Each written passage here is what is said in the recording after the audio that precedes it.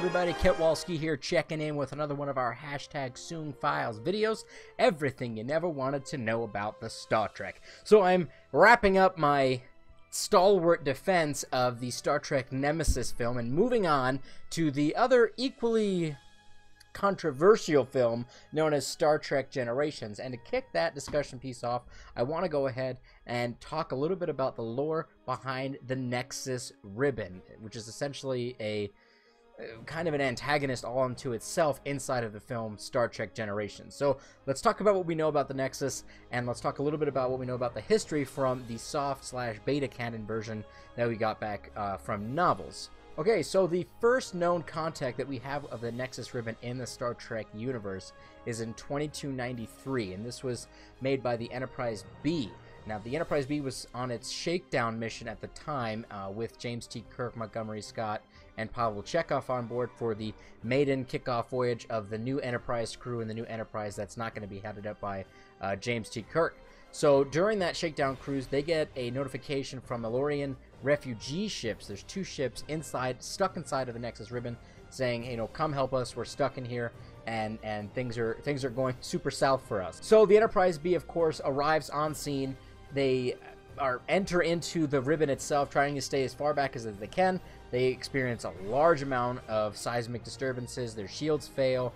They're getting their asses kicked. One of the Elorian refugee ships actually explodes before they could save any of the people on there, and then they are only able to beam off a very small number of people from the second refugee ship before that one explodes. And the two of the people that actually get saved from that is Guinan, which we all know from TNG as the lovely bartender on 10 Forward, and then also Dr. Sauron, and played by Malcolm McDonald, and his character is trying to get back into the Nexus, and that's kind of the plot of Star Trek Generations and things like that. But unfortunately, during this incident, it does claim the life of legendary Captain James T. Kirk, or rather, they think it does, because what happens when you enter near the Nexus ribbon, it pulls you into a alternate timeline/reality with where you exist, and you kind of have control over what the hell's going on in your surroundings and things of that nature.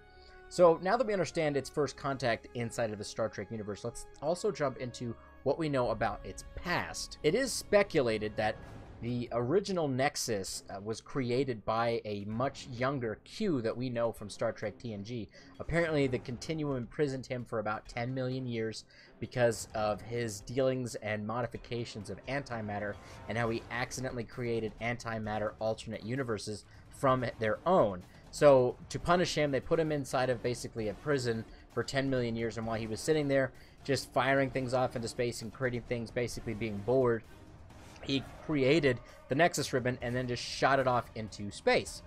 Now, the Nexus ribbon at that particular point had a 39-year life cycle. Every 39 years, it would travel through the Alpha and Beta quadrants, coming either very close to planets, going through planets, hitting ships by accident, all sorts of different things were going on there.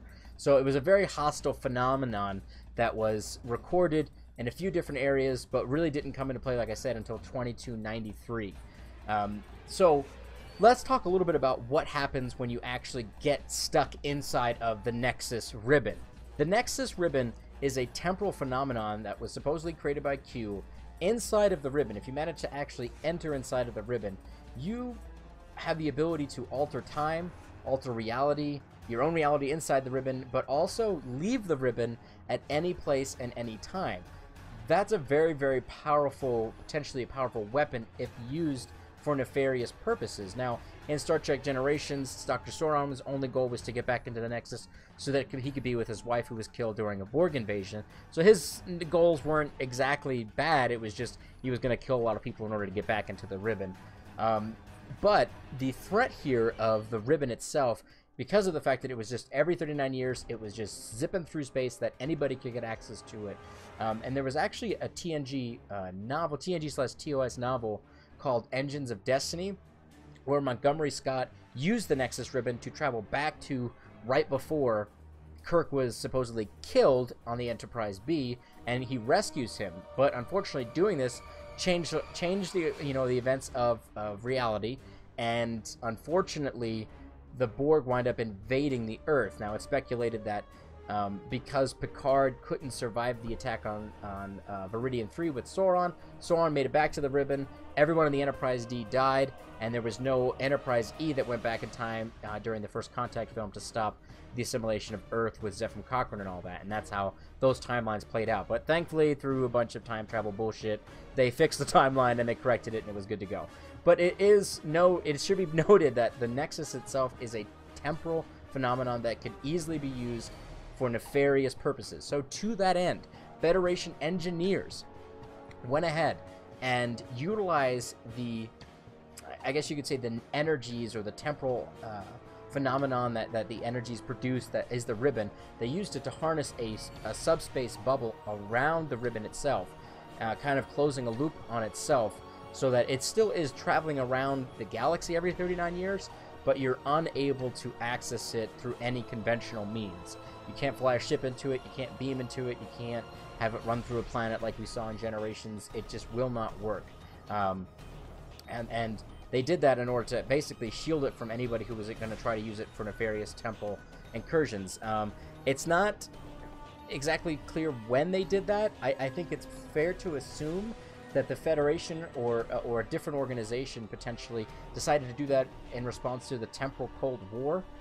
We don't know too much about the actual battles back and forth between the various, I should say, factions during the temporal Cold War. So my guess is that occurred during the temporal Cold War. Somebody said, hey, we should probably put this giant temporal ribbon on lockdown to ensure that, you know, the Nakul or whomever don't just fly in there and use that to essentially reset history. Anyways, that wraps up today's video. I just wanted to share a little bit about the lore and knowledge about the Nexus. This included a little bit of alpha and beta lore / canon. I hope that you found it rather interesting.